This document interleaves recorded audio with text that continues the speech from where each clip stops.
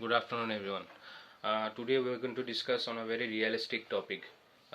Like, for example, whenever you have a topic in English honors or masters, may it be poetry, or it can be a drama, or it can be an elaborative short story, you can say, or a long novel, whatever it is. You see, it is very important to know how to justify a literary piece.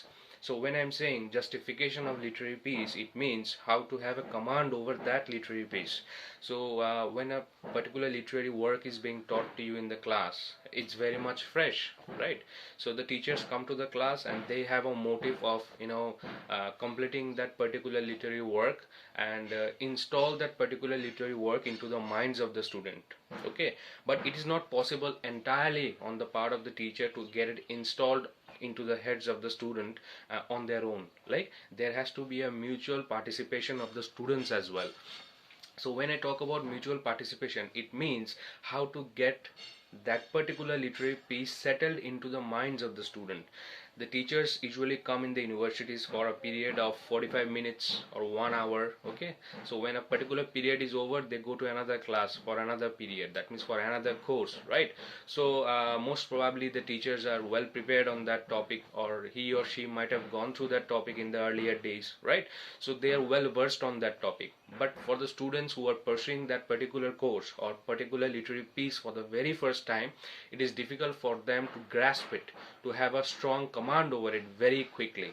It takes time. Like, for example, most of the works are not written in plain English. So like, say for example, if it is a drama of, or it's a, you can say, it's a work of William Shakespeare. So if it's a tragedy, most of it's written, those are written in an Elizabethan language. So they are a very an old and sophisticated form of English language.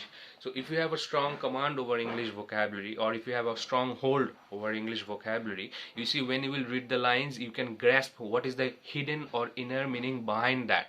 Okay, so that is not plain English. But generally what happens, students when they pass HSC or higher secondary from any country, doesn't matter, but when they go to the undergraduate courses, they have a problem with the language, because most of the cases the language is English, right? So first of all, they have to bridge the gap between their mother tongue and the second language. So in this case, the second language is English, right?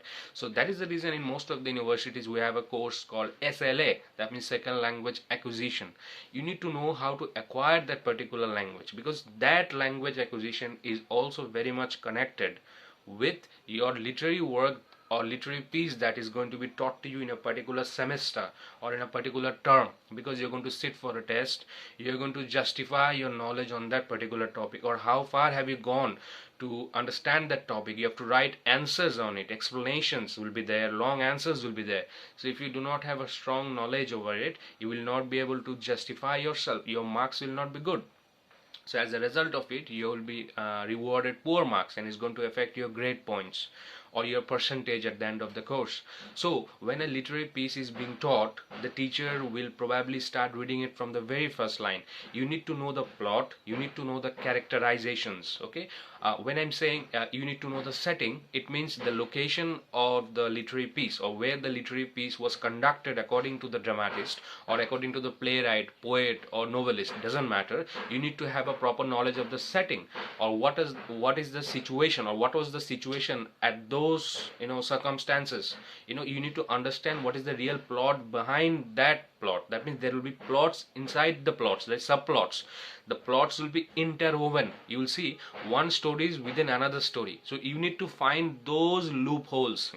Those will help you to wave all the problems out of the literary piece. You will clearly understand it step by step. What is the real summary, what is the plot, what are the characters that are playing a great role in it, right? If it is a short poem, then you will see mostly the ones by Robert Frost, which are very short ones, and they do have very meaningful meanings.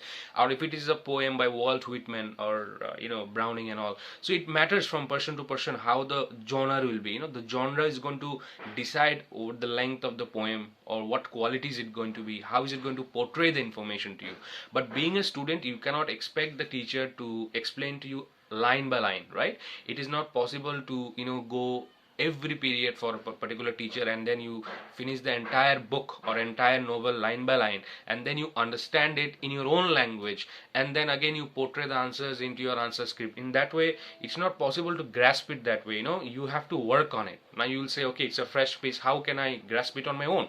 The teachers are going to guide you, right? Because they're going to conduct the classes, they're going to give you notes, they're going to underline the lines which are important to you. But what you need to do, you have to go to your home. At the end of the day, you sit with it, you try to recapitulate what had been taught to you in the class earlier, or what is the summary that has been conveyed to you by the teacher, or the teacher has been highlighting on a particular act, on a particular scene, on a particular story, or what is the real motive and the intention behind the story the teacher might have told you. So you work on that, you make notes, you write summary. You need to work on your writing. If you do not work in your writing, how much ever intelligent you are, or whatever level of intellect you have over that particular course, doesn't matter. It is not going to work. You see, at the end of your course, it will not be well rewarded. Even if you have a good prior knowledge of English language when you're studying for English literature, even after that, if you do not study well, if you do not read well, in that case you will not be well rewarded. You need to write, to develop a practice in order to write long answers in the examination. During the examinations, you will get a very short period of time, and within those short period of time you need to write many answers. So if you are not well versed, if you are not fluent on that topic, you will not be able to write good length. So if you cannot write good length, you will not be able to express yourself. Yes, there are certain students who try to write compact. That means they try to bring in a lot of information in a small piece. But that is not going to come in a day. You have to write again and again. You need to practice on analytical writing. You need to analyze that story within your brain in such a way so that you get a good idea, and you can put that information on the answer script on that particular test or on that particular examination. But for that, you need to follow your teacher's instruction. The teacher is going to read it line by line, whichever way it's possible, or maybe going to summarize and going to give the important plots to you in the form of small summary or small gist, and it's going to be put in your brain so that you understand. Go to your home and read it again. It's not possible for any teacher to go and finish the entire book. Like for example, if it's a very fat book, or if it's a thick book, and you've got a very short period of time, like for example, if you've got the Rape of the Lock, okay, so if you got that, see, it's not that small, it's there, okay, it's not very substantial as well, it's of a mediocre length, okay. So if you do not know the characters, you do not know who are the enemies, who are the friends of the main character, what is the plot behind it, where's the setting, what is the location, what does it try to convey, or what is the the theme. The theme is very, very important. If you know the theme of the text, if you know the theme of the novel, then what happens? It becomes easy for you to write the answers, because at the end of the day, you write the same thing but in a different way. But if you do not have the complete idea of the content, you will not be able to produce good answers. And producing good answers is an art. Many students who are very good at English language, still they cannot produce good answers because they have not written, they have not gone through it very nicely. If you go through it very nicely, if you work on the explanations, you find out small pieces what are important to you. It's not that for a particular teacher whatever is important, that part will be important for you as well, right? Whatever you think from your own reading that okay, these lines are important, I will jot that down. I will segregate that line and I will write it somewhere else. I will try to find an inner meaning. Okay, then you step by step create a map, you create a flow chart. Okay, this is going to happen after this, so this interwoven plots will be very, very clear to you at the end of the course. Then you write answers, you practice on your own, you try to understand what are the answers that can come to you. But if the full story is clear to you, if you have no problem in writing, so when I'm saying in problem in writing, if you just go on writing, it's not going to fetch you marks. You have to write qualitative notes, right? That means your content has to have, it has to have rich material. If you just write something all of a sudden, if you go through the guidebooks, it's not going to get you good marks. At the end of the day, in order to yield good marks, you need to write your own. So if you make a practice of writing long answers, then what happens? You're already into the habit of writing answers in the examination, right? When you get a question paper, you'll start seeing stars. You'll see, okay, oh my God, I haven't got to see this before, or I have not gone through this question. Because my friend, you cannot find every particular topic from your own comfort zone, okay? Because it's an unseen examination. That means questions will be placed most probably from the spots which you have not gone through well, right? So if you have a good knowledge of the entire content, if the text is clear to you, May it come from anywhere, you can still justify long answers. But for that, art of writing is very important. For that art of writing, you need to work on the topic, you need to work on the text, you need to work on the drama, poem, whatever genre does it belong to, doesn't matter, but you need to work on it, right? So that particular focus will help you to produce good answers, and that is an art, my friend. If you can write good answers, even if you're not well prepared, if the theme and the summary and the plot is clear to you, if you know what is the role of the characters, what is the story, or who is the main hero, okay, if you know who are the protagonists or who are the antagonists, if you know how do they mingle with each other and the characters, okay, you know the entire thing, then what happens, good quality or good thinking will help you to produce good answers, even if you're not well versed with the inter depth of that particular content. So it's very important for you to study your own, because for English language and literature, in order to acquire these two things, you need to work on your own. Self study is the first element here, right? Whatever you are being trained on, you work on it, and you will see you'll be resulted, you'll be provided with good marks, you'll be well rewarded at the end of the course. You'll see you've got a good CGPA. But at the end of, sometimes you see the good GPAs also do not matter. If you know things, if you're well versed with a particular content, you'll see you'll feel satisfied. You can deliver that in the form of speech, you can teach that to a particular student, you will feel that okay, I'm confident enough to convey, I'm confident enough to deliver in front of the students, right? That is going to come with confidence. When you know that okay, I know it, I can write, I can speak, so it's fine. But for that, you follow the instruction of the teachers, you work on it, you see what is the summary gist, you draw a flowchart, you draw a map, you characterize everything, what are the important elements in every scene, what in every act or every para of the poem, you go through that, you connect those things, and you will see the full thing is very clear to you. Okay, then you will see you do not need the help of teachers in every step. You don't have to go and call your teacher over the phone and say, sir, I need help, or ma'am, I need help, right? You'll see it's being clear to you automatically. But for that, you need to have your own, your own help, your own, initiative has to be there. I need to sit with it.